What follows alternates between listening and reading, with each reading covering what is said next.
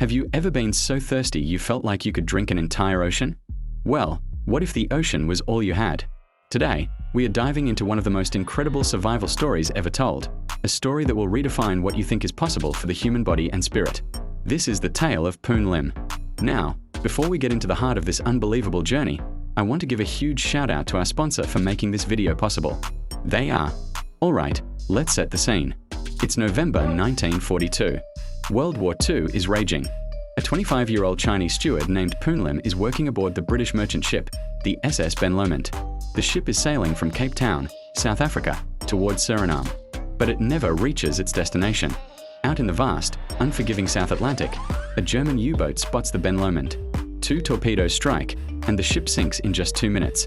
Of the 54 men on board, Poon Lim is the sole survivor. He manages to grab a life jacket and jumps overboard just before the ship's boilers explode.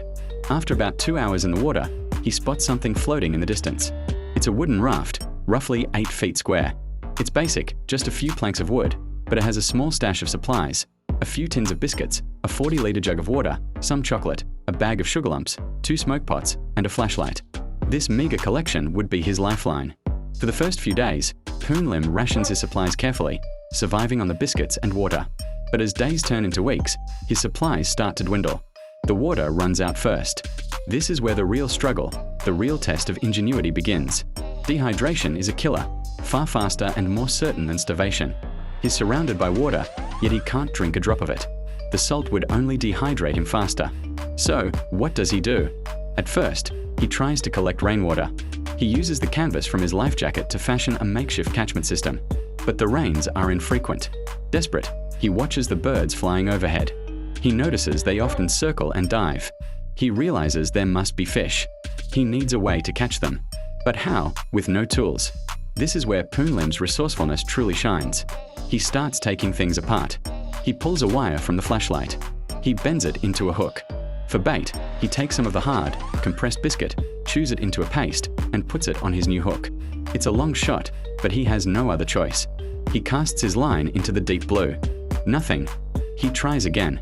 And again. Days pass. The thirst is becoming unbearable. His mouth is dry, his head is pounding. Hallucinations start to creep in. Just when he's about to give up, he feels a tug on the line. He pulls it in, hand over hand, his heart racing. It's a fish. A small one, but it's more than just food. It's a source of liquid. This is the crazy, desperate, and brilliant thing he does to hydrate. He cuts the fish open with a makeshift knife he crafted from one of the biscuit tins. He squeezes the fish, pressing its flesh and organs, and drinks the fluid that comes out. It's not water, but it's liquid. It's enough to keep him alive. From that moment on, his survival strategy changes. He becomes a hunter, a fisherman of the open ocean. He even manages to catch a bird that lands on his raft. He wrings its neck and drinks its blood. It sounds gruesome, but for Poon Lim, it was the difference between life and death. He learned to use every single part of what he caught. He would drink the fluids, eat the flesh raw, and then use the rest as bait to catch bigger fish. He even managed to catch a shark. Yes, a shark. One day, a small shark started circling his raft, occasionally bumping against it. Most people would be terrified. Poon Lim saw an opportunity. He used a captured bird as bait. When the shark attacked the bait, he fought it, pulling it onto the raft. He beat it to death with the water jug. The shark provided him with a huge amount of food and, crucially, its liver, which is rich in fluids and nutrients. His journey was a brutal one. He endured blistering sun, violent storms that nearly tore his raft apart, and the crushing loneliness of the open sea. He saw several ships pass him by. One, an American freighter, saw him and changed course, because they thought he was a trap set by the enemy. Imagine the despair. Another time, a German submarine surfaced near him. They offered him some water and bread, laughed at his predicament, and then sailed away. But Poon Lim never gave up. He kept a tally of the days by tying knots in a rope. He exercised, swimming around his raft to keep his muscles from atrophying, always making sure to stay tied to it. His will to live was simply unbreakable. Finally, after an unimaginable 133 days adrift, he saw land. He had drifted all the way to the coast of Brazil. 3 fishermen spotted his raft near the mouth of a river and rescued him. He had lost about 20 pounds but was otherwise in remarkably good health. He could even walk ashore with a little help.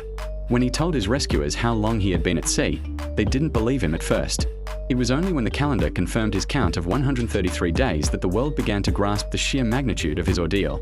Poon Lim's story is a powerful testament to human resilience. He didn't just survive, he adapted, he innovated, and he fought back against the ocean itself with nothing but his wits and an unyielding desire to live. His record for the longest time a single person has survived on a life raft still stands today. It's a story that reminds us that even in the most hopeless situations, the human spirit can find a way.